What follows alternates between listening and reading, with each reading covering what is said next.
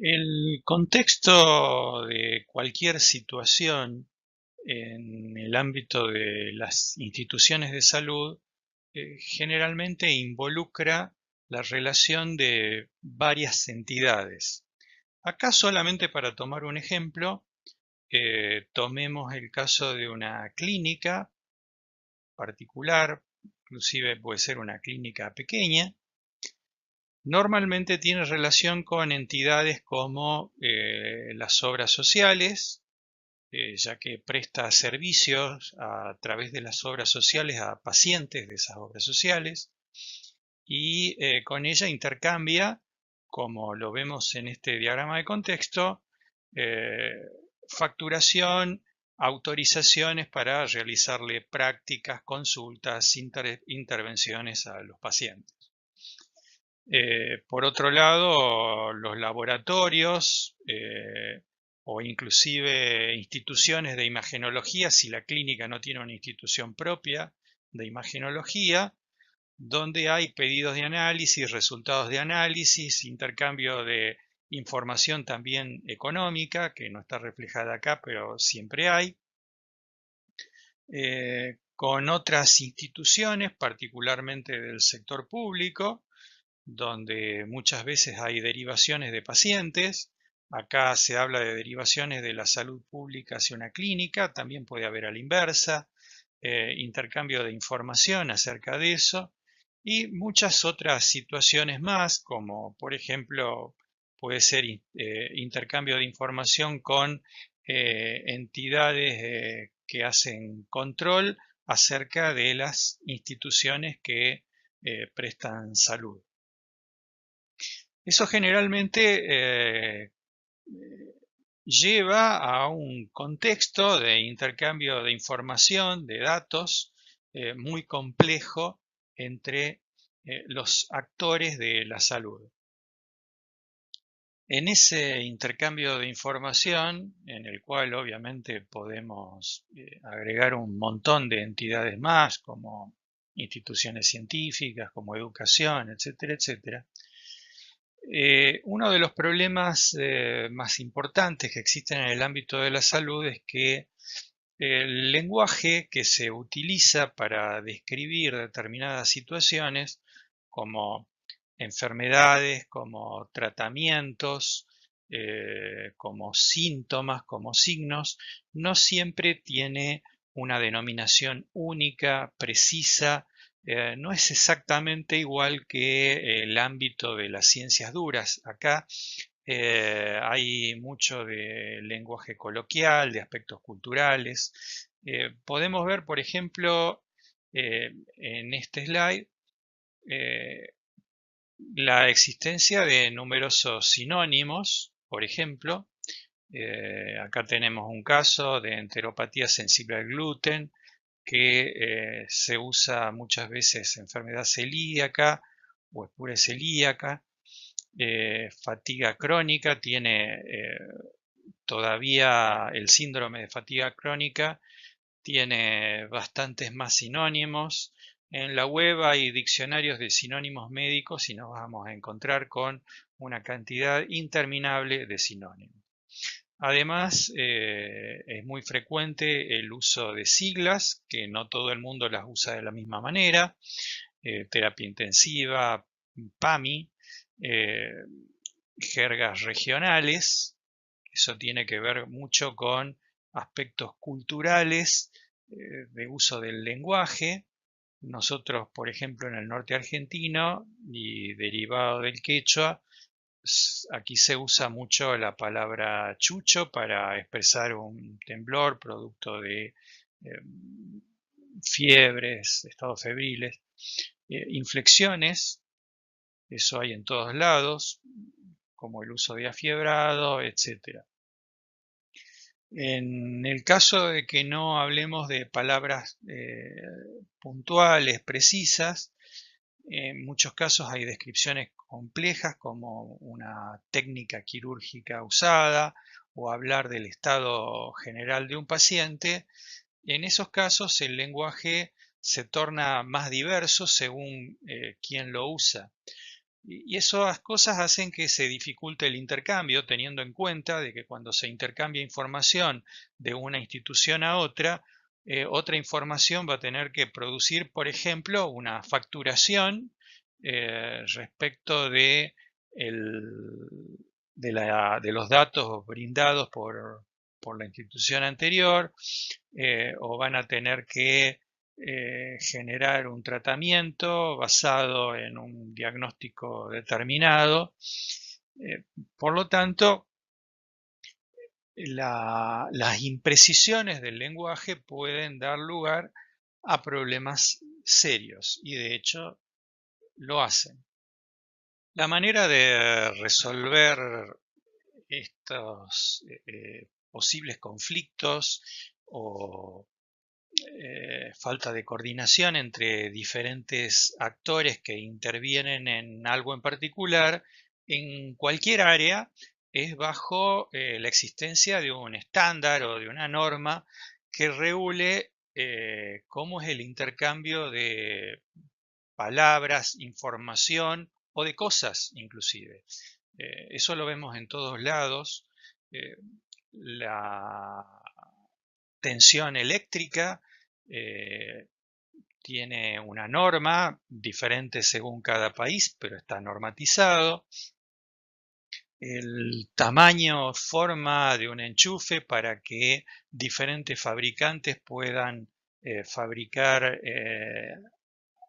algo que funcione con lo que hace otro fabricante, los protocolos de comunicaciones para que podamos hablar por teléfono, por celular, mandar, copiar y pegar información, o básicamente para que abramos un navegador y podamos leer cualquier página. Todo eso sobre la base siempre tiene un estándar que regula la intervención, la actuación de diferentes actores. Por supuesto, nosotros nos vamos a dedicar a qué estándares o normas, ya vamos a explicar un poco estos términos, existen en informática médica, o por lo menos los que más van a importar para lo que vamos a hacer nosotros.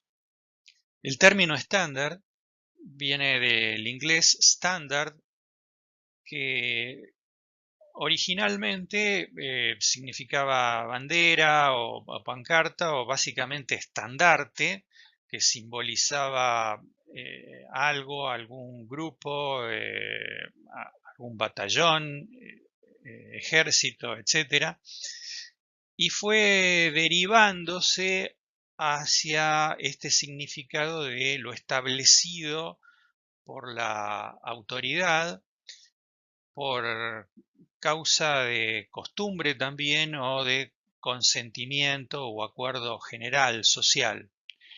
En ese sentido, se lo usa como sinónimo actualmente de la norma. En tecnología, básicamente un estándar es una especificación que regula la realización de ciertos procesos o la fabricación de componentes para garantizar la interoperabilidad, o sea, la relación entre esos diferentes actores o componentes. Una norma, y utilizamos acá este término a pesar de que vamos a insistir básicamente en que son más o menos sinónimos con estándar, lo usamos acá al término norma porque en general en español está más asociado a los documentos técnicos escritos de una manera formal. Una norma contiene especificaciones técnicas que en algunos casos pueden ser de aplicación voluntaria y en otros casos no. Son elaborados por consenso normalmente de las partes interesadas, fabricantes, administradores. Acá básicamente estamos hablando en la mayoría de los casos del Estado, usuarios y consumidores, centros de investigación y laboratorios, asociaciones y colegios profesionales, agentes sociales. Obviamente no en todos los casos intervienen todos, pero son posibles stakeholders, digamos, de una norma que va a regular algo. Eh, Estamos hablando de quienes, en definitiva, hacen productos, software, etcétera. Hablamos del Estado, hablamos de quienes van a hacer uso, asociaciones que representan a quienes van a hacer uso de aquello que se va a normatizar. eh, los centros de investigación normalmente trabajan en asociación con los fabricantes, aparte a veces son centros de investigación propios de los mismos fabricantes. Las asociaciones y colegios profesionales intervienen muchas veces, especialmente en el aspecto legal, pero no necesariamente porque estemos hablando de abogados, sino que una asociación profesional de la ingeniería también regula el marco en el cual los profesionales de la ingeniería van a intervenir en la verificación, por ejemplo, de un producto que está bajo norma o bajo estándar, etcétera. Normalmente están basados en resultados de experiencia previa, del desarrollo tecnológico, de errores previos inclusive. No son cosas que aparezcan producto de una reunión de iluminados y de la noche a la mañana aparece un estándar.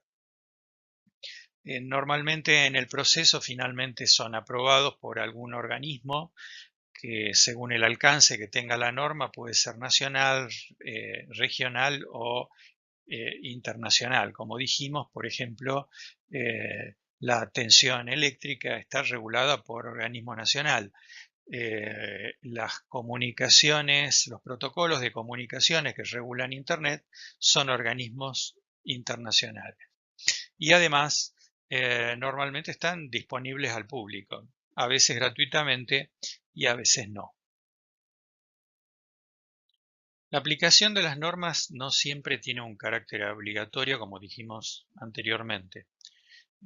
Por ejemplo, pensemos en el tamaño de los ladrillos. El tamaño es un tamaño estándar, está aceptado por el mercado y permite que uno pueda calcular cuántos ladrillos necesita para una pared, por ejemplo, de determinadas dimensiones. Entonces, el estándar en realidad en este caso tiene que ver con una aceptación general del mercado. Hay otros estándares que tienen validez legal. Por ejemplo, el nivel de contaminación de plantas de procesamiento industrial. Eso está regulado por ley y por normativas regionales. ¿Quién produce o quién administra los estándares? Tanto la divulgación, la aplicación, etcétera, depende del tipo de estándar del que estemos hablando.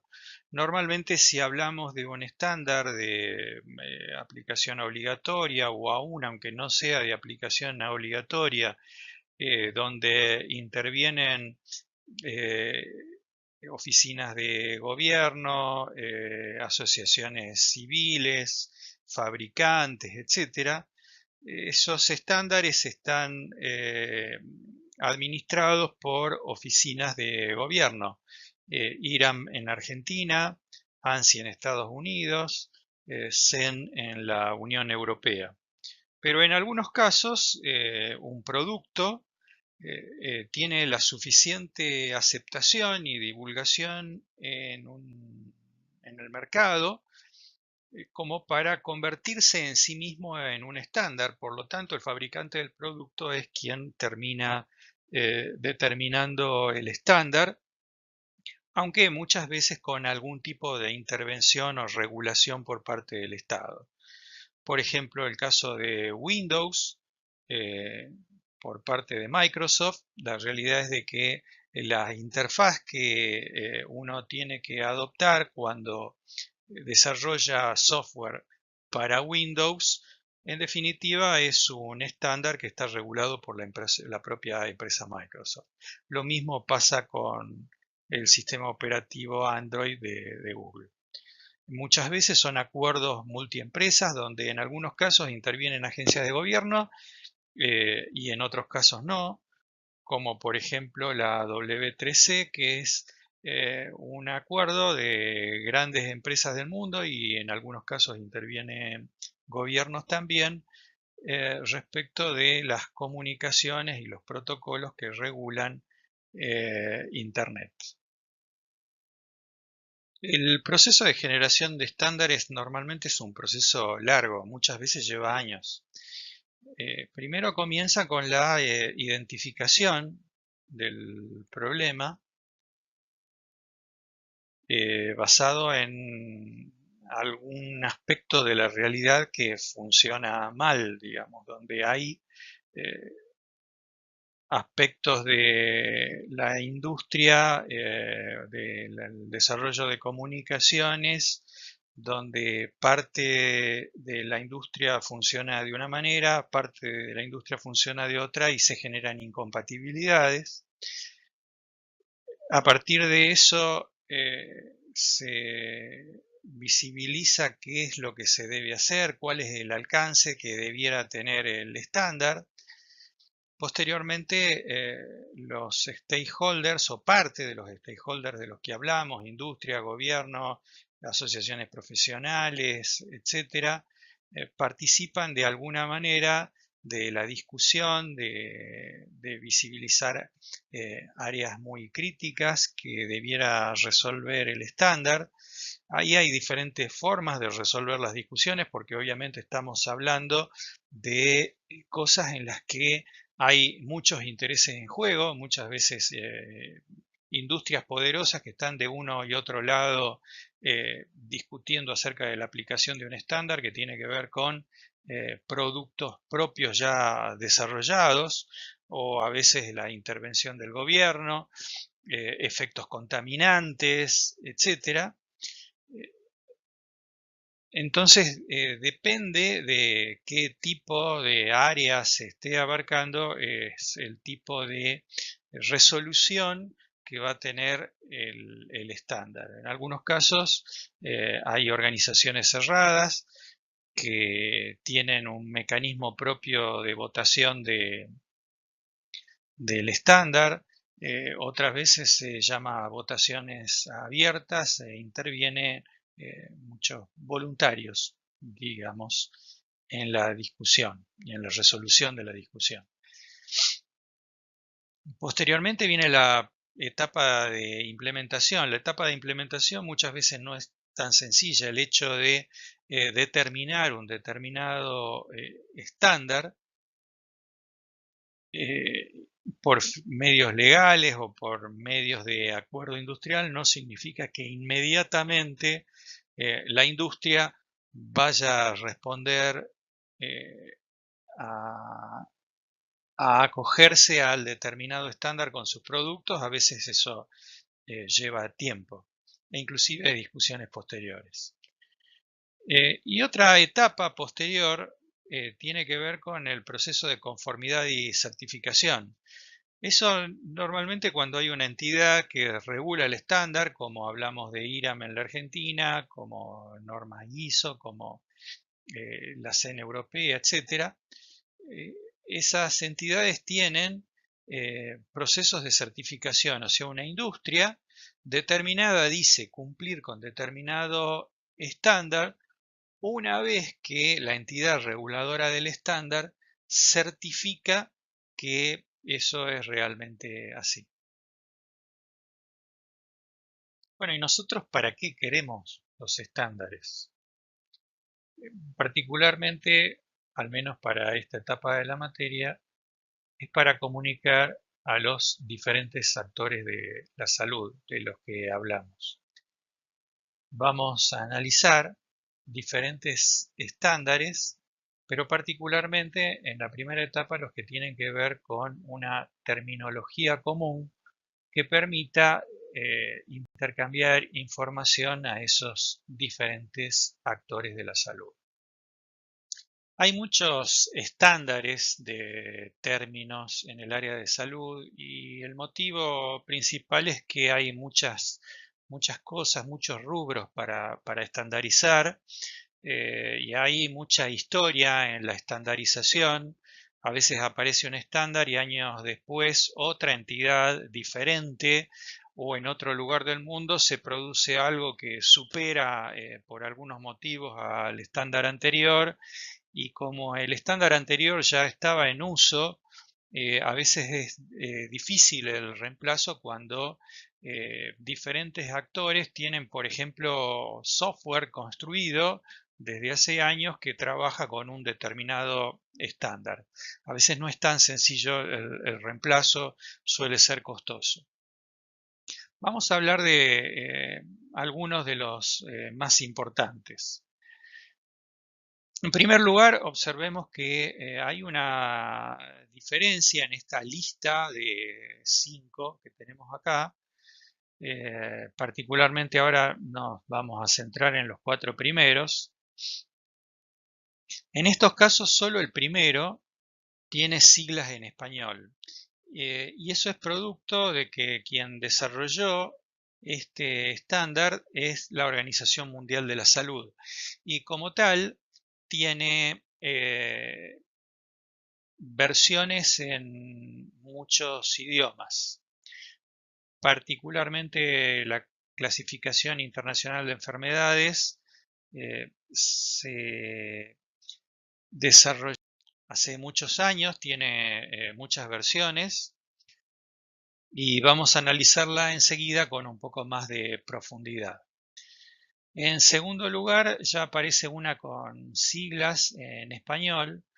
Esta clasificación LOINC tiene que ver en realidad con códigos y denominaciones de observaciones clínicas de laboratorio.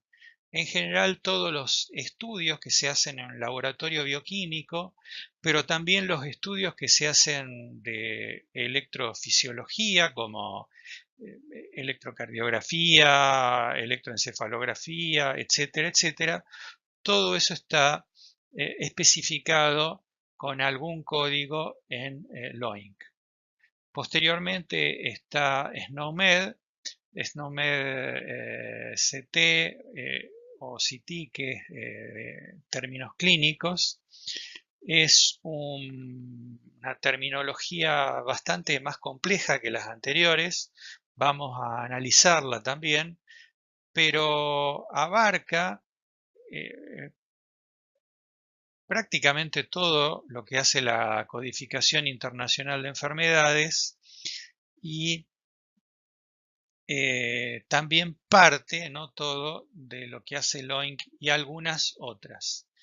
Esta terminología se convirtió en un estándar para muchos a nivel mundial, mucho software lo usa y fue desarrollada inicialmente por el Colegio de Anatomopatólogos de Estados Unidos.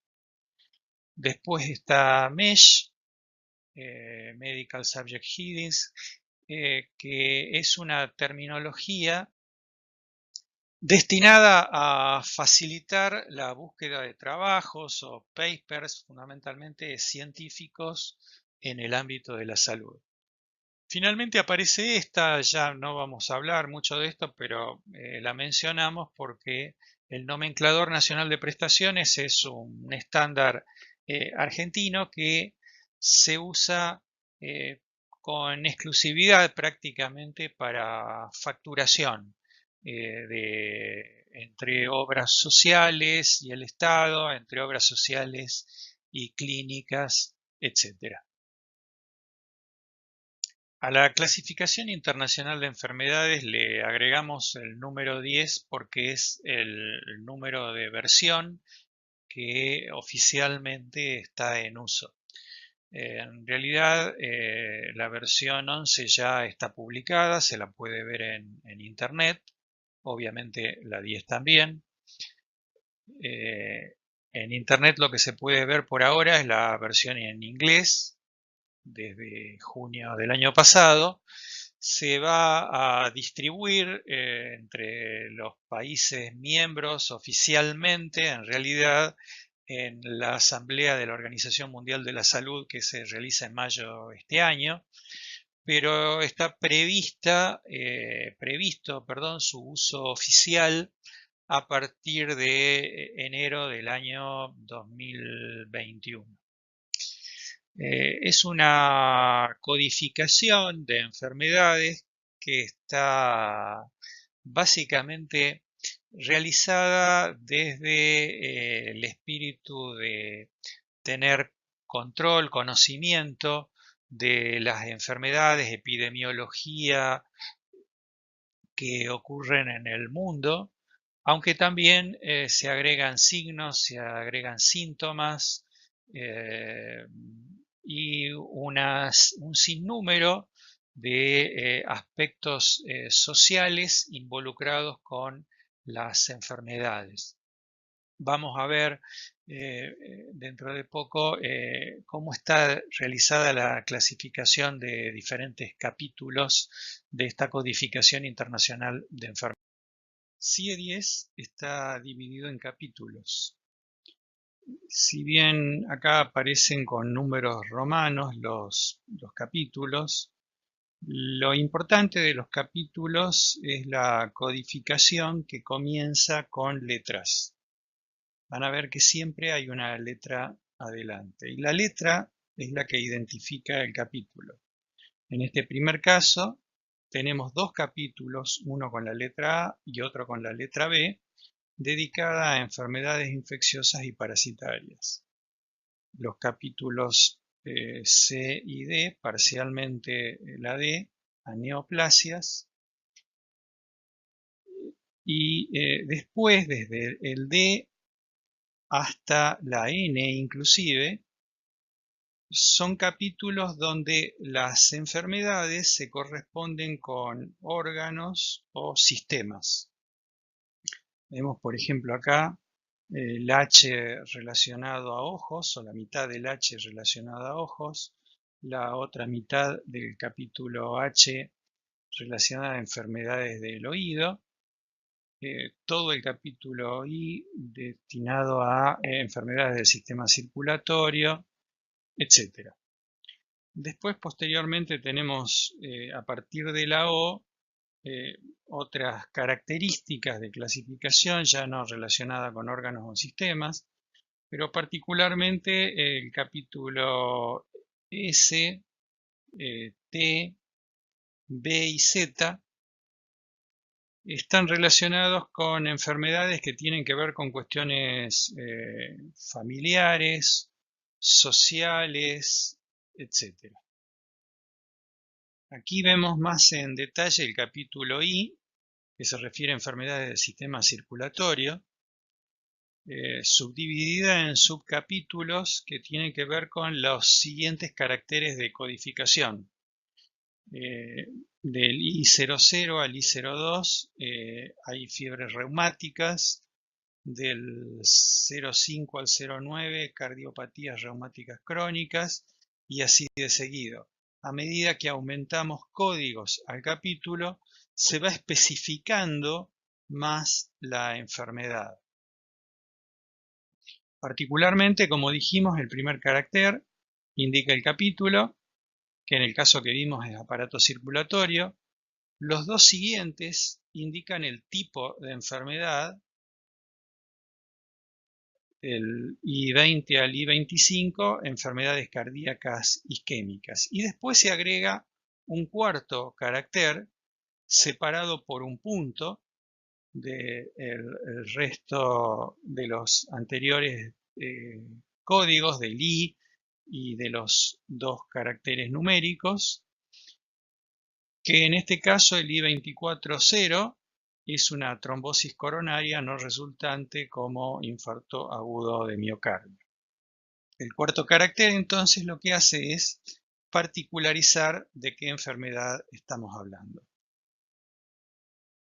Aquí tenemos aún más desarrollado parte del capítulo I, particularmente este grupo del que habíamos hablado de enfermedades cardíacas isquémicas. El número I20, angina de pecho, a su vez se desglosa en esta serie de códigos específicos de enfermedades, el I20.0 angina inestable, el 20.1 angina de pecho con espasmos documentados, etcétera. En realidad no significa que no haya del 20.1 al 20.8 nada, al contrario, solamente está sintetizado por cuestiones de espacio por parte nuestra. Lo mismo con este capítulo, el I21 de infarto agudo de miocardio, que a su vez tiene otros ítems, subcódigos seguidos por puntos, donde se especifica ese infarto agudo de miocardio. Además de la existencia en sí del capítulo, del código, del subcódigo, este sistema de codificación nos permite hacer otra interpretación, que en realidad conlleva el hecho de que no estamos hablando solamente de una relación código-enfermedad, sino que nos permite ver las cosas como una relación entre las enfermedades o entre las diferentes codificaciones. Por ejemplo, acá tenemos el sistema de codificación CIE-10 visto de otra manera. En vez de tener una lista de capítulos, lo que tenemos es un árbol desde el cual, a partir de este CIE-10, este rectángulo con CIE-10, se distribuyen los diferentes capítulos correspondientes a los diferentes grupos de enfermedades. A su vez, cada grupo, ya en una escala inferior, se subdivide en los diferentes subcapítulos. Acá tenemos resaltado el subcapítulo de enfermedades respiratorias refiriéndose a amígdalas y adenoides.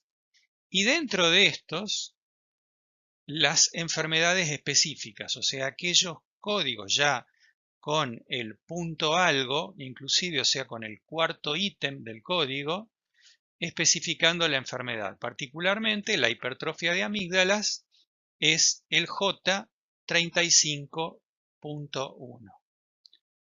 Obviamente acá también por cuestiones de espacio y de claridad solamente resaltamos un par de enfermedades.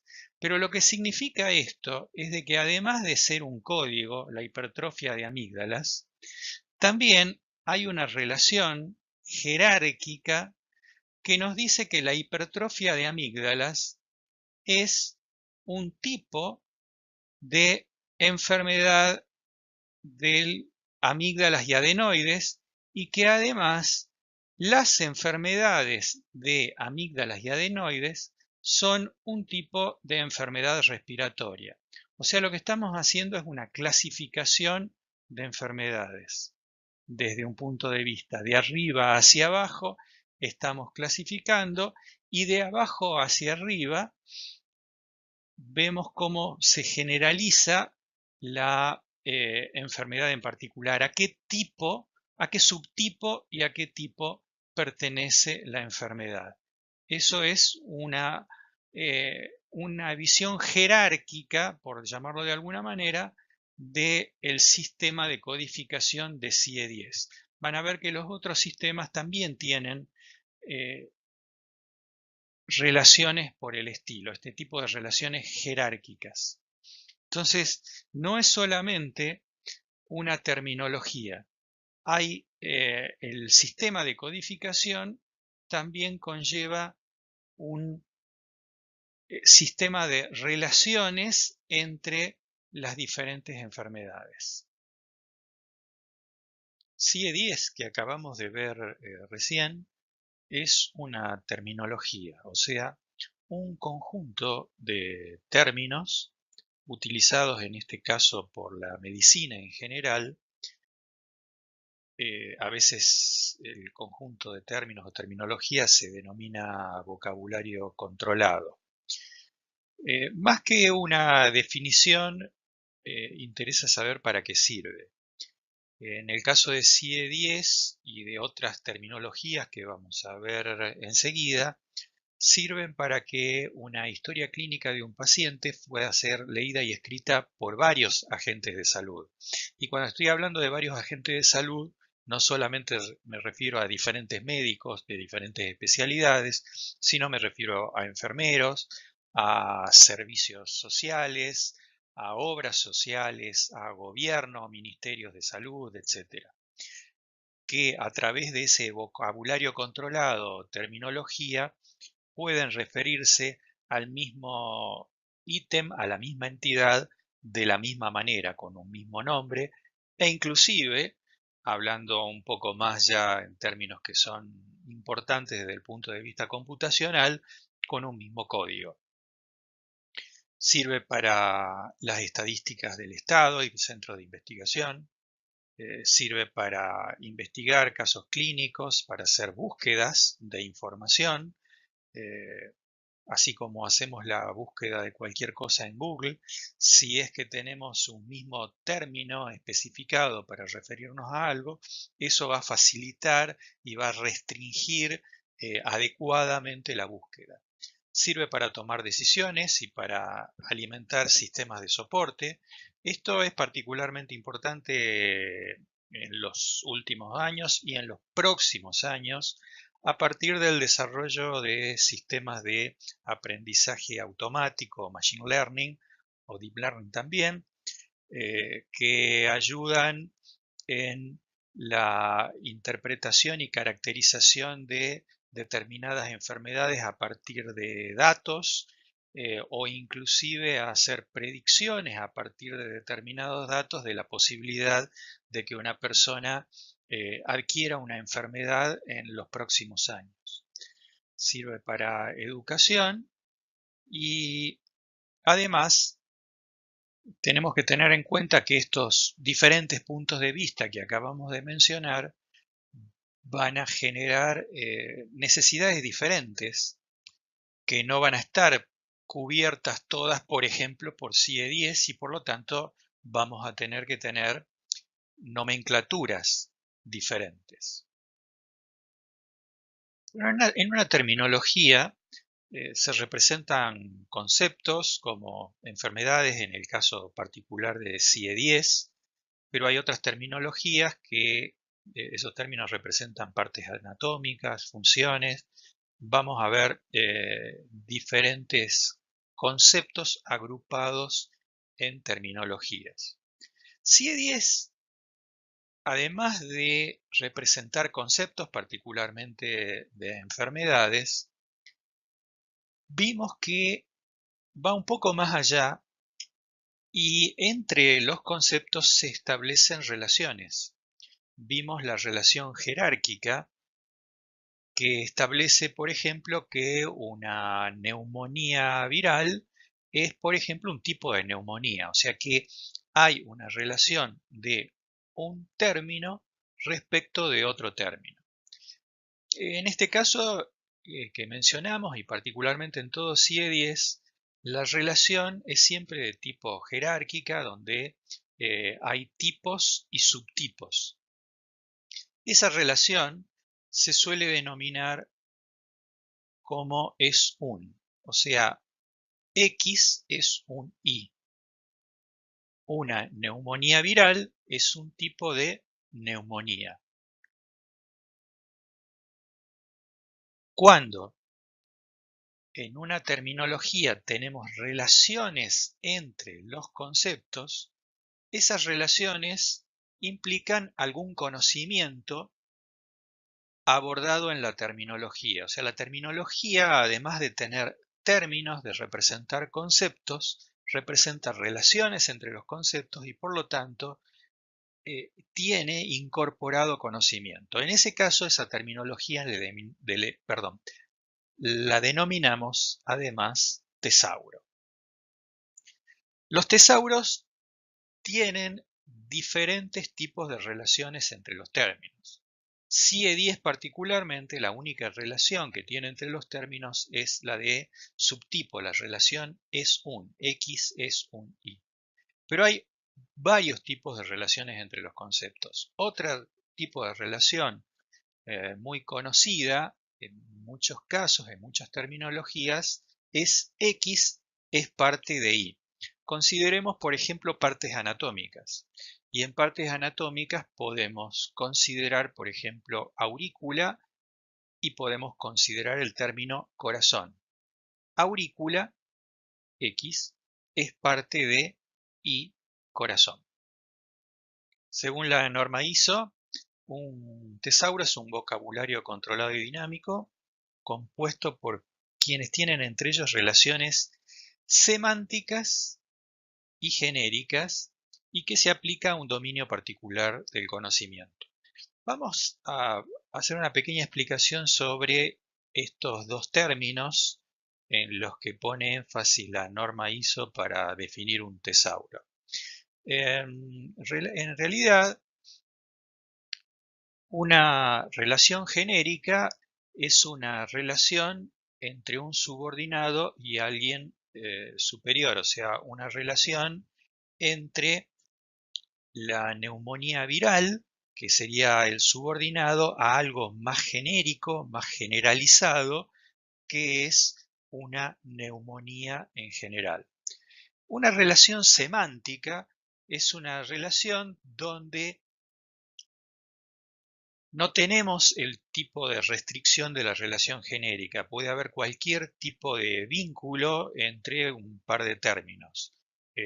Por ejemplo, pueden ser sinónimos, pueden ser antónimos, puede haber una relación que uno es parte del otro, que uno es consecuencia del otro, y en definitiva, una relación genérica es un tipo de relación semántica. Aquí tenemos rápidamente otra lista de terminologías estándares bajo la Organización Mundial de la Salud. No son todas las terminologías de la Organización Mundial de la Salud, hay más. Acá tenemos una terminología que tiene que ver con enfermedades inhabilitantes, una con cuidados primarios de la salud, terapias químicas y reacciones adversas. Una terminología muy importante que nació en el área privada, no es de la Organización Mundial de la Salud, es LOINC. LOINC es una terminología que está orientada a las observaciones de laboratorio y mediciones biomédicas en general. ¿De qué estamos hablando? Medidas de colesterol, glucemia, electrocardiografía, electroencefalografía, etc. Está formada por conceptos que tienen varios atributos asociados, o sea, no solamente está el nombre, sino que además hay una serie de atributos. Se le denominan ejes en la terminología LOINC, digamos. Un atributo es el componente que se mide, cuál es la propiedad que se mide de ese componente, cómo se caracteriza en el tiempo la medida puede ser puntual o a lo largo de varias mediciones en el tiempo o una medición prolongada, a qué sistema pertenece, qué escala se usa y cuál es el método de medición. Contiene más de 71.000 conceptos, de los cuales las medidas de laboratorio son más de 48.000. Acá tenemos el ejemplo de un registro en la tabla LOINC. Está separado simplemente por cuestiones de espacio, la tabla continúa de esta manera. Tenemos una columna con el código LOINC que lo identifica. El componente, en este caso es colesterol NDLDL, propiedad medida, el aspecto temporal que mencionamos, en este caso RPT tiene que ver con una medida puntual en el tiempo, en un momento determinado, a qué sistema pertenece la medida, en qué escala, en este caso es simplemente cantidad. El método es ensayo directo y acá hay además un nombre abreviado para la medida con el método respectivo. Acá hay una breve explicación de los 6 ejes o columnas que mencionamos. En la anterior vimos 8 porque en primer lugar tenemos el código, que no tiene mucha explicación que hacer, y la última columna que tenía un nombre abreviado para la medida con el método. Pero lo que realmente importa son esos componentes del medio, esos ejes, componente o analito medido. Por ejemplo, puede ser glucosa o puede ser la onda P del electrocardiograma. La propiedad observada, en el caso de la glucosa puede ser concentración y en el caso de la onda P podría ser, por ejemplo, el tiempo de duración de la onda. La onda P tiene más de una medida, podría ser la amplitud, por ejemplo. El tiempo de medición puede ser 1 hora o puede ser una medición instantánea, como la del ejemplo anterior. El tipo de muestra, en el caso de la glucosa es sangre, en el caso de la onda P es el ECG. La escala puede ser en algunos casos cuantitativa o cualitativa y el método de medición hay diferentes métodos, conteo, observación, radioinmunoensayo u otros que una cantidad importante, obviamente en el marco de los más de 71.000 términos, que tiene LOI. Acá lo que tenemos es una tabla de varias tablas anexas que sirven para hacer abreviaturas a cada una de las columnas o ejes que mencionamos.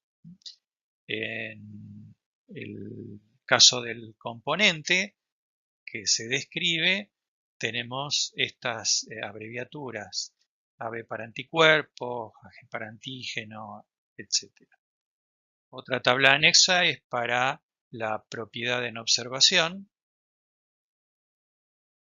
o sea, una caracterización a partir de la abreviatura, una denominación a partir de la abreviatura de qué propiedad se está observando. Por ejemplo, en algún caso puede ser presión, densidad, algún percentilo, si es alguna medida relativa, etc. En el caso del tiempo, nosotros vimos el caso de la medida puntual, pero hay otras medidas que tienen otras características y acá están las abreviaturas. Acá tenemos una síntesis de algo que ya estuvimos viendo respecto de LOI. ¿Para qué sirve?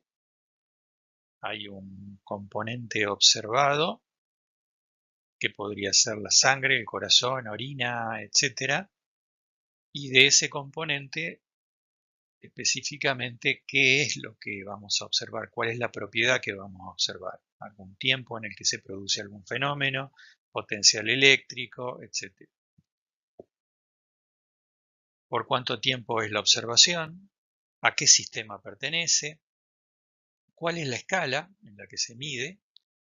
Y el método de medición.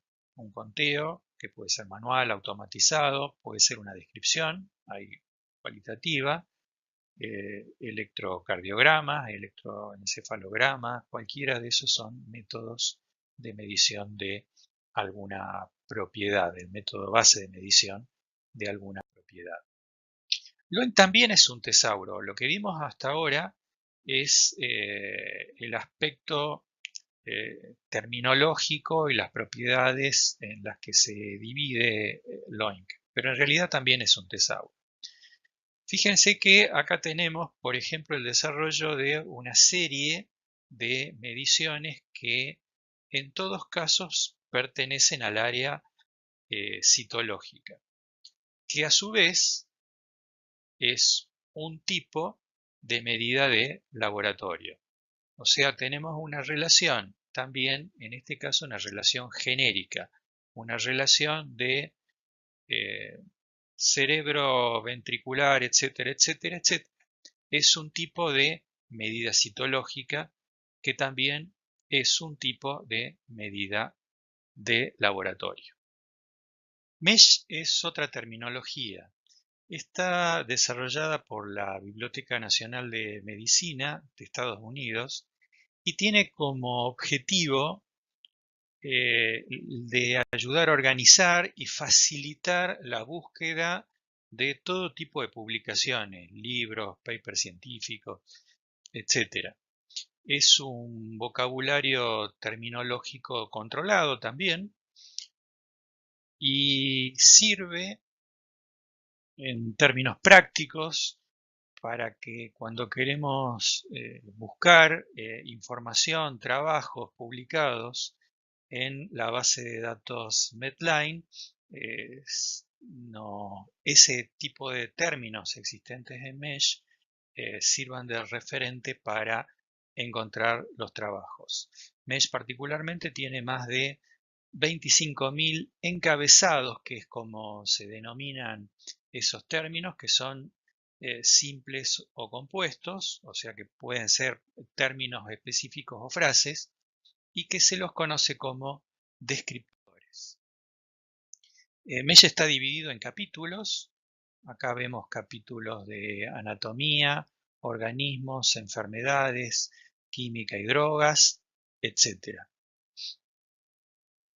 Mesh también es un tesauro, o sea que existe relación entre los términos o los descriptores que están incluidos en Mesh. Acá, por ejemplo, tenemos el ejemplo del ojo. El ojo es parte de la cara parte de la cabeza y la cabeza una región del cuerpo. Fíjense en la relación. En este caso, lo que estamos viendo es una relación, es parte de. La relación en este tesauro o en esta parte del tesauro no es, como vimos en casos anteriores, es un tipo de. Obviamente el ojo no es un tipo de cara, es una parte de la cara. Entonces estamos viendo otra relación semántica entre términos, en este caso en Mesh. Aunque también en determinados capítulos está organizado de manera jerárquica, con el concepto de que X es un Y. Por ejemplo, una enfermedad gastrointestinal es un tipo de enfermedad del sistema digestivo. No solamente eso, sino que en muchos casos una enfermedad, un ítem, un descriptor, no necesariamente tiene que ser una enfermedad. Mesh, como vimos, tiene capítulos que no se refieren necesariamente a enfermedades, pero pongamos, por ejemplo, la mirada acá en neoplasma del sistema digestivo. Neoplasma del sistema digestivo está relacionada jerárquicamente con dos tipos de ítems más genéricos. Por un lado, es un tipo de neoplasma, pero por otro lado, como es un neoplasma del sistema digestivo, también es una enfermedad del sistema digestivo. O sea que en algunos casos, los sistemas terminológicos permiten que la relación jerárquica, un ítem, sea generalizado por dos tipos diferentes. Una de las terminologías más importantes en la actualidad, y también tesauro, como vamos a ver, es SNOMED, SNOMED-CT. Esa C y esa T viene de términos clínicos. Tiene más de 1.000.000 de conceptos médicos. Eso da una idea un poco de la relevancia y de lo que puede llegar a abarcar esta terminología. Están organizados de manera jerárquica, pero no solamente tiene más de 1.000.000 de conceptos. Esos conceptos de los que hablamos son conceptos denominados primitivos, como por ejemplo virus. Pero SNOMED también permite definir conceptos a partir de los conceptos primitivos que ya tiene. Y eso se lo hace a partir de predicados. Por ejemplo, neumonía viral es un concepto compuesto que se puede definir como una neumonía, que es un término primitivo, un virus, que es otro término primitivo, y están relacionados entre ambos por un predicado que es causada por, o sea, neumonía viral es una neumonía causada por un virus. SNOMED está también dividido en capítulos y esos capítulos podemos comentar algunos como observaciones clínicas. Acá están involucradas las enfermedades, los signos, los síntomas. Ya este solo capítulo en sí es mucho más amplio que CIE-10. Después aparecen capítulos como procedimientos, entidades observables, estructuras corporal que está relacionado con anatomía, organismo y sustancia, relacionado con biología, productos farmacéuticos, espécimen, eventos, por ejemplo, un nacimiento, una muerte, etcétera, son eventos, el entorno geográfico y el contexto social que permiten relacionar, por ejemplo, las enfermedades y los eventos con un determinado contexto. Después aparece este que es muy importante, que es el de calificador, que vamos a ver que también ayuda a generar esos términos o conceptos compuestos. Miremos, por ejemplo, este capítulo del que hablábamos de observaciones o hallazgos clínicos. También tiene una estructura jerárquica eh, donde la relación es X es un Y, o sea, una relación de uno más específico hacia arriba a uno más genérico. Fiebre, por ejemplo, es un tipo que a su vez tiene un montón de subtipos. Hiperpirexia, hiperpirexia maligna, etc. Fiebre crónica, fiebre con escalofríos, son subtipos de fiebre.